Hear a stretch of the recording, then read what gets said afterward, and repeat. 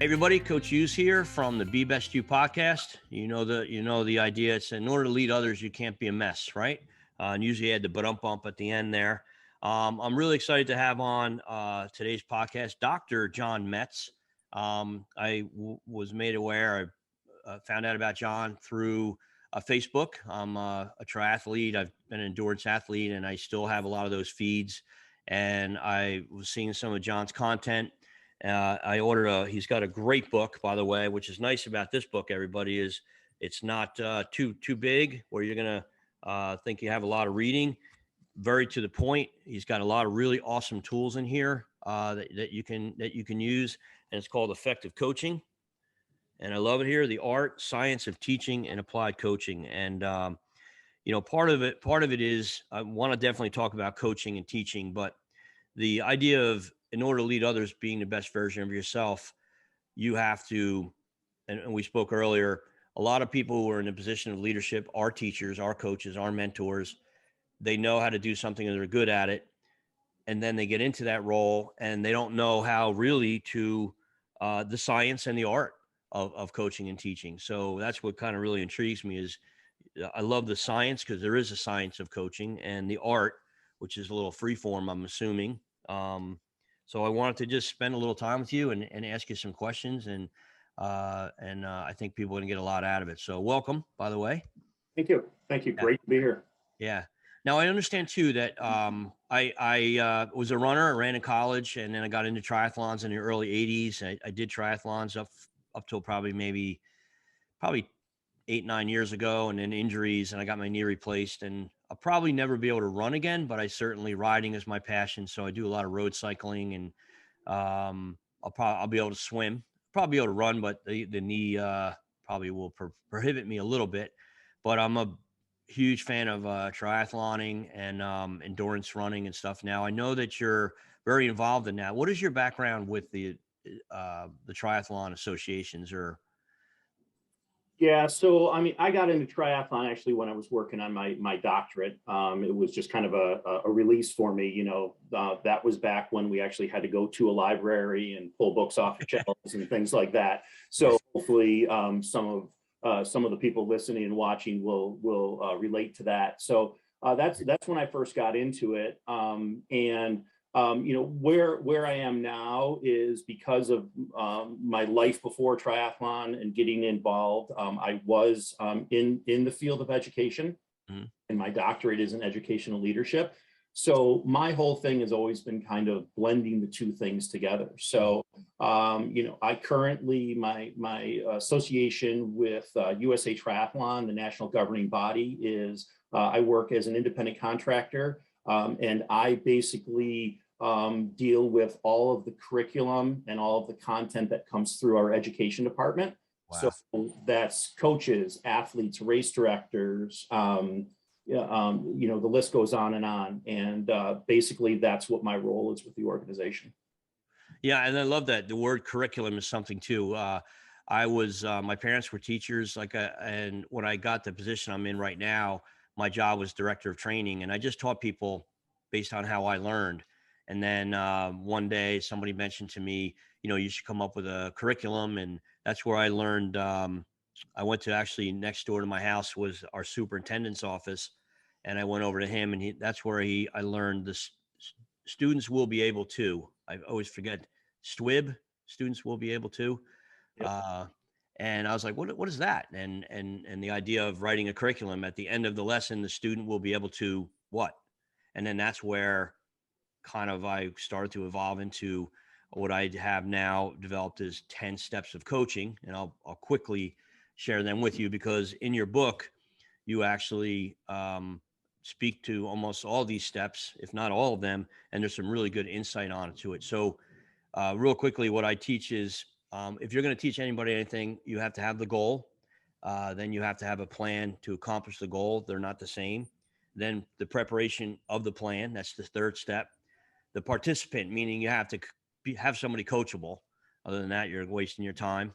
And then I have explain, that's step 5. And then I always say that those first 5 steps are in order, sequential. And then we go to the other 5 steps, which is practice and then perform and then we have evaluate, and then we have we have evaluate, and then an action plan. That's number 9, and then re-practicing again. And what that helped me do was it helped me put things in order where I wasn't bouncing all over the place. Gave me an outline, basically. And what I see is a lot of coaches are really good at something or know something, and then they end up coaching the way they learn. And the curriculum piece is really important. So if you can kind of speak to the importance of that a little bit, that would be very helpful. Yeah, there's a lot to unpack there. Right? So, Yeah. Sorry about that. In the book, we talk about a lot of times what we do, and this kind of goes back to the earlier conversation. We make an assumption that because someone is a good athlete, they're going to be a good coach. And in the book, there's a lot of examples where there were some really, really top performing athletes, and they actually failed at being a coach because they didn't have the ability to impart their knowledge onto the learner. And that's what we're trying to do a little bit with this. And you talked about the student will be able to, we call those objectives. And, we talk about writing objectives. And in the book, we give some examples of objectives. And not only, and I agree with you, obviously 100% on the importance of those objectives, it's also important to share that objective with the athlete, because the athlete should know what they are being asked to do and how they're going to be judged on their performance. So, it's not always the highest jumper or the fastest runner. And it's different set of criteria that we're going to measure that student against. I also encourage coaches, and many coaches don't do this, and I get a lot of weird looks when I suggest this, but every time you have a session with your athletes, you should have some sort of session plan. And, we take that from the model of a lesson plan of a teacher. Every single teacher has a lesson plan for every single lesson they're going to teach. They don't walk into the classroom and they're not winging it. They're not flying by the seat of their pants. And there's no reason a coach should be doing that either. A coach should know exactly. And people say to me, well, what should be on the plan? And we give examples, but basically what it comes down to is if you have knowledge in my sport, I should be able to hand you the lesson plan or the session plan, and we should not have to have any conversation, and you should be able to look at that and you should be able to coach that session in my place. That's how detailed the plan should be. So it's objectives, it's what is going to happen, it's equipment that's needed. Were there any prerequisites that the athletes would have needed to know prior to coming into the lesson? Are there any safety issues? What is going to be the assessment? So on and so forth. So, that's really kind of boiling it down. You've got the overall curriculum, and then you have a session plan for every session that you would be running, with whether it's an individual athlete or a group. Yeah, and that would you call that more of the science? More of the tangibles. Like I always look at art and science. I always say that the art of whatever you're doing in the science, and to me, science means formulas and tangibleness and things, and then the art is just kind of the free form and the individual perspectives on it. So having that curriculum, that objective, the syllabus is more of the science. Yeah, absolutely. So like when we talk about objectives, and for me, there needs to be 3 components of every objective. There needs to be the performance, what is going to be required by the learner or the athlete. There's also a condition. So what are going to be the settings or circumstances, and then the criteria. How well must that athlete perform to be considered competent in meeting that objective?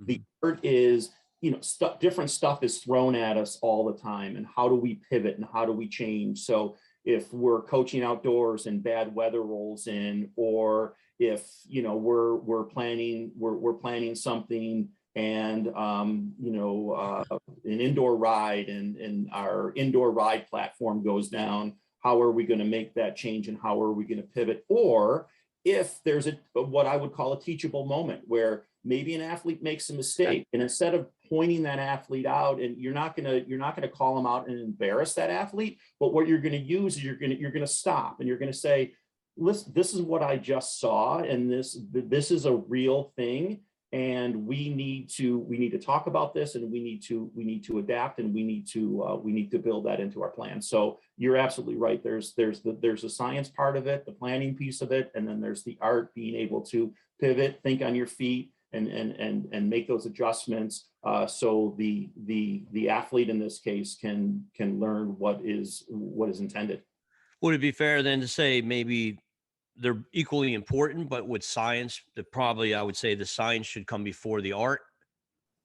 Yeah, I think so. And I think the science part is probably back to my example about high performing athletes, Mhm. might be the piece that they're missing, because they don't really know, or maybe they don't know all of the planning that went in from the people that coached them. Wow. Showed up to practice and they did their thing, and they were able to move forward with that. So I think it's more the science piece Mhm. that might be missing, and that might be the piece that's holding coaches back.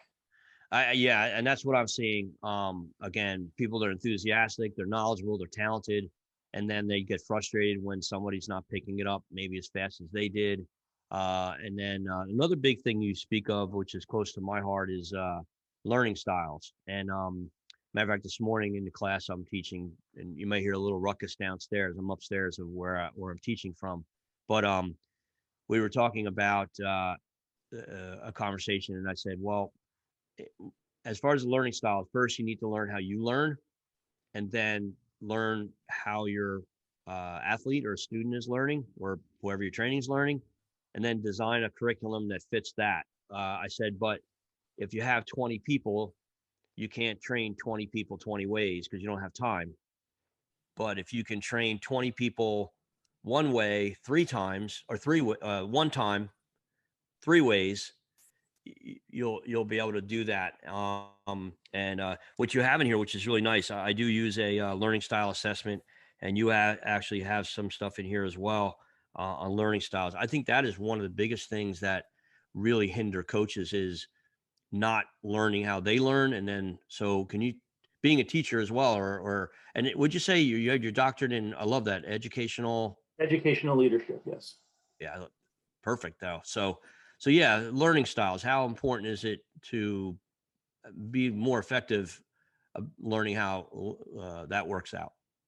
Yeah, you nailed it. It's really about learning styles, and the delivery, and what I encourage folks to do, and what I try to do is, you got to take yourself out of your comfort zone. And like you said, it's not always about how you learn, and then try to put a couple different components into everything that you do. So you're touching on everything. So, Mhm. a very, very simple example of that is, if we're going to, let's say I'm a swim coach, and we're going to take our athletes to the pool, what I'm going to do is I'm going to explain the workout. I'm also going to write it on my whiteboard. So I'm covering now my auditory learners, I'm covering my visual learners. And then I might even, as I'm talking about maybe the swim stroke, the different phases of the swim stroke, I'm going to actually mimic those. And that's also going to help with my kinesthetic learners. And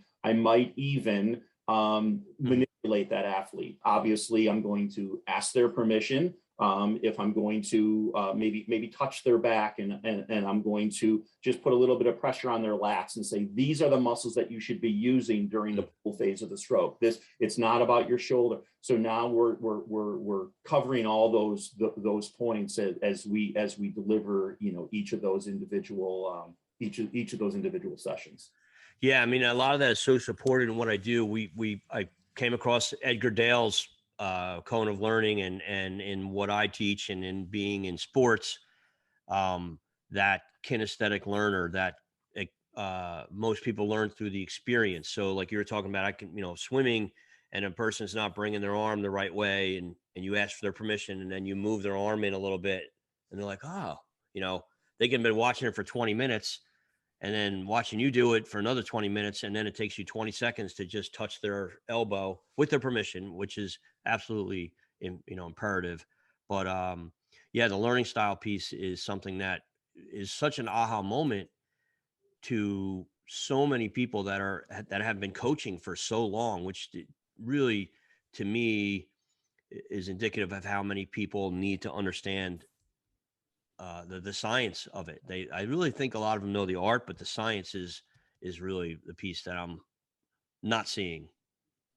Yeah, and traditionally, unfortunately, there's this kind of image of a coach who is always yelling, and I mentioned about earlier about an athlete that makes mistakes, and they'll call that athlete out or embarrass them or shout at them, and it's just about one-way communication. And the other thing that we have to remember is when we move more from the coach mindset, and I should say the traditional coach mindset, to the teacher. The teacher is more about two-way communication. They become more of a facilitator. They want the feedback from their athletes. They're going to be, explaining, but then getting feedback and reiterating and facilitating that learning. And it's not about the traditional coach who is more about telling you what to do. It's about the new coach or the coach/teacher where they're actually teaching and facilitating that learning. Yeah, my last name is Hughes. Sorry, my late. And we have this little funny thing where I'll say stuff, and sometimes I don't even know what I say, and then someone will say, "What'd you say?" And because they want to write it down, and we call them Hughesisms. And at one point, I said, "Teach, don't tell, coach, don't yell." And that came from my background, where I've had coaches in my life that were yelling at me, and they were right in what they were teaching me or telling me, but I wasn't learning what they were teaching me. I was learning to control my temper. Uh, so the old school way of coaching was, intense and demanding, more demeaning, really, kind of. And I love that, like not yelling and telling. And then I believe in here, I was just trying to think what chapter. I didn't mark that, but you brought something that touched up, like being a good listener as a coach, and then asking the right questions, but listening for the answers, right? Yeah. So, I mean, I think I touch on that a little bit because this is the other interesting thing. And when I talk to people, when it's just about having a good rapport, and interaction with your athletes. So one of the things that I say to people, kind of just to as a way just to kind of, people are, if I'm speaking to a group or they're fading off, I'll say to them, now I want you to remember, don't praise your athletes. And they all look at me and like, what do you mean don't praise our athletes? And I say, you don't want to praise your athlete. What you want to do is you want to praise the deed and you want to encourage the athlete. So a lot of times what we'll hear coaches say is they'll say, hey, good job, John. And then that'll be it, or great work. And that athlete may or may not know what you're telling them they did right, because they might have done a series of different things. So a better way to do that would be, hey, John, thanks a lot for stepping up in the locker room at halftime. The team was struggling. You gave us some good motivation, and we came out after half, and the whole attitude of the team changed. And I really appreciate that. And I hope I can count on you again the next time we need some leadership in the locker room. That's totally different, right? And now that athlete, they know, they feel it, and they're going to say, wow, it's not just good job, great work. It's really praising, acknowledging the athlete, but really letting them know what you're acknowledging them for. And that little bit of difference in the interaction goes a huge way with athletes. Yeah, I mean, a couple of guys, and I'm sure Troy Jacobson. I was able to reach out to him, and he said he would be on, and I was a fan of his when was it what was it his video series? Yeah, I think Yeah, I can't think of something. Was it Train Right? No, it'll hit me right in the middle of the conversation here, but he had that. And then another gentleman who was a past triathlete Ben Bergeron. Do you know Ben Bergeron? I don't know him personally. I know the name. So he wrote Chasing Excellence, and he's now a CrossFit coach, but came from the triathlon world as well, and now is into the whole science and art of coaching as well. Great book if you want to look that up there. But and kind of talking about coaching, which I could talk about that this whole time, but I do want to talk about as a coach, one of the things you have to do is you're not going to inspire others if you're not the best version of yourself. And self-care is something that people think they don't have time for or is selfish when really as a coach. And what you're seeing now is all these, whether Coach K years ago having, having to step away, or a lot of these coaches leaving early for whatever reason, whether it's the portal and college basketball. But what you see a lot of coaches doing is the hours and hours of preparation that nobody sees, and then the stress of, you know again, I was a competitive athlete, but then watching my daughter be a competitive athlete, that was way more stressful. So there's a stress that you have to manage as a coach, even though you're not competing. um from a self-care standpoint, to be the best version of yourself so you can lead or coach others. Speak to that a little bit, if you would. What are some things you found coaches doing so they don't get burnt out? Yeah. There a lot of, we throw around work-life balance. And the truth of the matter, as far as I'm concerned, is there is not work-life balance. We are going to probably work harder than we play, and that's just a reality for those of us that are very driven type A. For me, it's about when you do have time, you need to be present within that moment. So an example would be, if you're going to set aside 45 minutes to an hour to have dinner with your family, maybe it's every evening, maybe it's every other evening, maybe it's a set day of the week, whatever it is, don't take a phone call. Don't just turn off all the distractions and be present for that particular time. And you're not going to spend as much time with your family as you are going to with your athletes and with your colleagues. I don't know that that's possible if you're going to be working at the highest level. And whether you're coaching or you're a CEO of a corporation, it doesn't really matter. Mm. There's a great book by Scott O'Neill. I think it's called "Be Where Your Feet Are." That really helped me really kind of gather this concept, because that was the first time that I actually heard that, there really, the concept of work-life balance doesn't exist. But when you're, and whatever it is, so for people who are spiritual, maybe it's church, you're going to go to church with your family, maybe it's going to a sporting event. I know, during sometimes in the mornings or in the middle of the day, I'll just go for a walk, but I leave my phone at home and I'll go for a 2-mile walk, a 5-mile walk, whatever it is, but there's no distractions, and it just gives me an opportunity to escape. So for me, I think that that's the most important thing. And just allowing yourself, that you create those pockets of time. Right. And when you are going to create those pockets of time, be honest with yourself, and it's really meant for whatever it's meant to be, and put everything, because it's going to all be there. Sure. People will leave you voice messages. You can get back to the text messages. It's all going to be there when you're done having dinner with your family, or going to church, or spending time with friends. Yeah, I'm loving it because I've been able to interview a couple of authors. A guy named Dan Thurman wrote a book. Actually, it's called um, "Off Balance on Purpose," and he's actually a juggler, a unicyclist, and a tightrope walker. But he's part of the National Speakers Association, and he talks about how tightrope walkers don't look down; they always look ahead, and they're always off balance, even though you would think the person who would have to be balanced is a tightrope walker, yet they're always off balance. So that's really neat. And then gentleman by the name Michael Hyatt actually speaks about how leaving your phone, um, at different places and taking time for yourself. And then, sorry, the last one, because it's interesting. I know coaches are always sharing stuff, but you're reminded there's a gentleman, uh, uh, oh goodness, Jason Hewlett wrote a book called The Promise to the One, where he just talks about how you have to take care of yourself and block those times out. Um, and what I see, I can just speak for myself. What I see is I spend so much time creating curriculum and training others, and I don't leave enough time for me.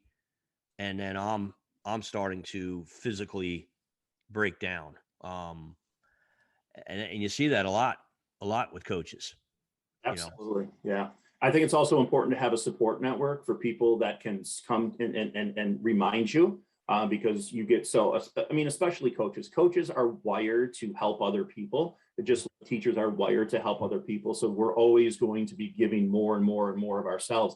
And to have, a friend, a spouse, a child, a parent, whatever it is that says to you, hey, remember, you take some time for yourself. Let's go for a walk. Maybe you guys can go, people can go for a walk together, or whatever the case might be. So yeah, absolutely. You gotta block that time. And then I think it's important to have that support network that can, kind of say, you're not taking care of yourself, and I'm gonna intervene here, and I'm gonna have us, block out some time to make sure that you're doing that.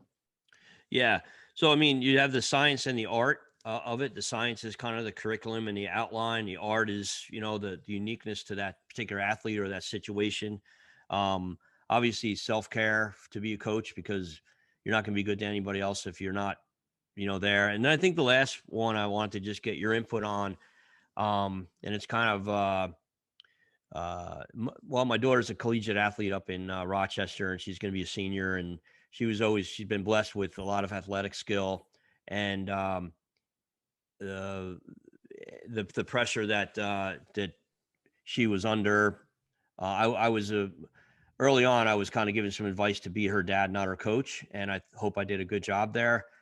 But in the recent rash of athlete suicides and mental illness, I really feel it's coaches don't know what to look for, or don't know what to do if they recognize something. And obviously, it's going under the radar with a lot of very educated people today. But being a father of a collegiate daughter who's now going to be a PT student, and now training and working with a lot of young people who have a lot of pressures, and the world has changed a lot today. Where do you feel mental illness, or that the mindset or the psychology of sports are today, and how does a coach learn about more about that stuff? Yeah, that's huge, and I think that also goes back to, I mean, back, when we were athletes, we were told to suck it up, and just get back out there, and Yeah. that doesn't fly anymore. What's interesting is some of the work that I do. There is a movement now with the NCAA, with women's triathlon. It's currently an emerging sport, but USA Triathlon is doing plenty of work to move that into a full-fledged championship sport, and we're very close to getting that. And so we do have some conversations with some of the schools and the NCAA. It is now becoming one of the most important things that you're going to find within athletic departments. When you talk about athletic trainers, it used to be injuries and massages and icing down, and now it's that mental health awareness and taking care of yourself, and that's where a lot of the resources are going. Fortunately, now we just need to make sure that the appropriate people are trained. College coaches are going through a series. There's mandated training that college coaches are taking now through the NCAA to make sure that they understand and can identify when there might be a situation, if someone is acting different, if they're not eating the way they should be eating, or if there's absence from practice, or loss of motivation, or changes in body weight, just different things like that. And the resources are now available on those campuses, so you can, even if you think there's the slightest possibility, you can reach out to the appropriate people, and you can say, I'm concerned about the student. Can we just do a check-in? And many times that's done very under the radar, where they'll have like the resident assistant in the dorm just say, hey, how's it going? Checking in, seeing, there's no stigma attached to it. There's no, oh, coach thinks that you might be having a problem, or whatever the case might be. So those resources are in place. There's probably not enough of those resources, What's nice about college campuses and the NCAA is that they can shift and they can provide those resources, when it's important.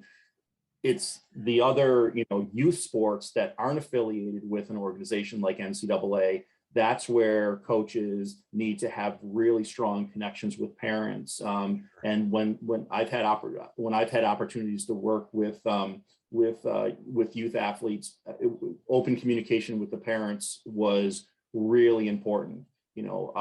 Has their demeanor changed? Are they spending more time alone in their bedroom? Are they not spending as much time with their friends, and so on and so forth? Has their sleep or eating patterns changed?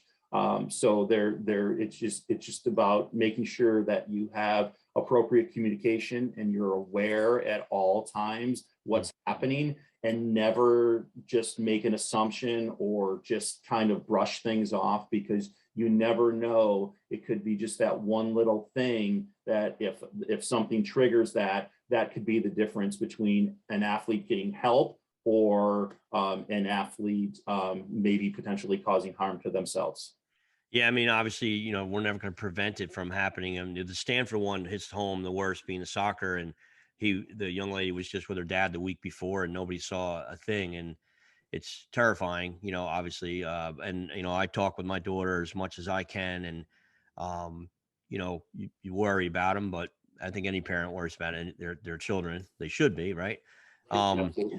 But yeah, I don't want to. I mean, I think I really could talk to you forever and ever, and I'd love to be able to stay in contact. And how obviously your book, and I think every coach needs to get it for sure. I actually recommend it in the classes that I teach. Is there a way that they can order? Like, I ordered on Amazon. Is there a place that they can go, a website, or do you have a blog or things like that you put out there that people can kind of start to look at? I have a website. It's johnmetz.com. That's probably one of the things that I don't spend enough time on, because I'm doing other things. So Sure. usually, I mean, to get the book, the best way is to go to Amazon. It's Okay. available in paperback, as well as an e-version. Just as a side note, I'm always surprised at how many people the sales of the paperback are so much greater than the e-version. And that's cool, because Yeah. I think people like to have it. And especially with this book, what I intentionally did is, as you mentioned, there's a lot of different tools in it where you can work through it. I put a section in at the end of every chapter for people to take notes. It's not meant to be something, and to your point, it is short, and it is very to the point. Yeah. Don't get too philosophical with it or anything, but it's meant to be for a coach or a leader to go back to and look at over and over, and hopefully they'll make notes and add some things that really hit home and impacted them as well. So. It's perfect, because I mean, I use the word playbook. Everything I do, and everything.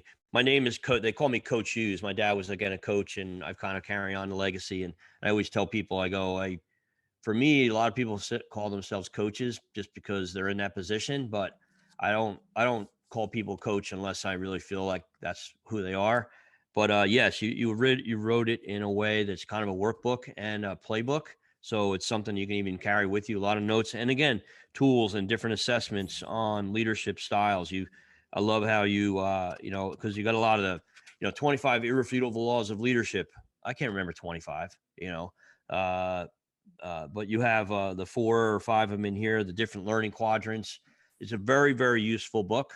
And I appreciate you writing it, and would love to, stay in touch with you somehow. Definitely a fan. And I appreciate everything you're doing for the coaching world. And I'm glad you put this out there. So.